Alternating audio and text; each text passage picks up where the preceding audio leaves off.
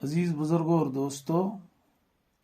ایمان والوں پر دنیا میں جو سختیاں آتی ہیں، جو مصیبتیں آتی ہیں، جو آزمائشیں آتی ہیں، وہ اللہ کی طرف سے اس انسان کے لیے یا اس ایمان والے کے لیے دو وجہوں کی بنا پر آ سکتی ہیں یا آتی ہیں۔ اس کی ایک وجہ یہ ہے، یا تو یہ ایمان والا بالکل گناہوں سے پاک ہے، اس سے کوئی گناہ نہیں ہوتا، کوئی نافرمانی نہیں ہوتی، اللہ کے کسی حکم کی خلاف ورزی نہیں ہوتی، اس کے باوجود بھی اگر اس انسان پر سختیاں آتی ہیں، مصیبتیں آتی ہیں، آزمائشیں آتی ہیں، تو یہ اس بات کی دلیل ہے کہ اللہ تبارک و تعالی اس کے درجات کو بلند کرنا چاہتا ہے۔ چنانچہ حضرت محمد عربی صلی اللہ علیہ وسلم پر اس دنیا میں کتنی مصیبتیں آئی، کتنی آزمائشیں آئی، کتنی تکلیفیں آئی، اس کی بنیادی وجہ یہی تھی کہ حضور علیہ الصلوۃ والسلام سے کوئی گناہ سرزد نہیں ہوا، وہ معصوم عن الخطا تھے، ان سے کوئی گناہ سرزد نہیں ہو سکتا تھا۔ لیکن اس کے باوجود جو آزمائشیں آئی، جو تکلیفیں آئی، جو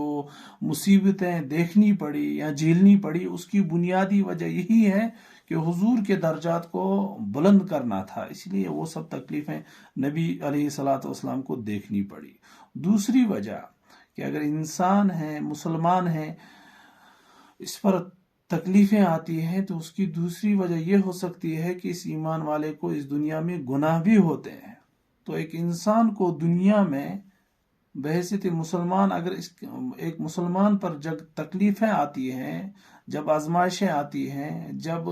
تنگ دستی آتی ہیں اور اس انسان سے گناہ سرزد ہوتا ہے، تو دوسری وجہ یہ ہو سکتی ہے کہ ان گناہوں کے تدارک کے لیے اللہ تبارک و تعالی اس کو اس دنیا میں بطور تنبیہ اس کو یہ تکلیفیں دیتا ہے،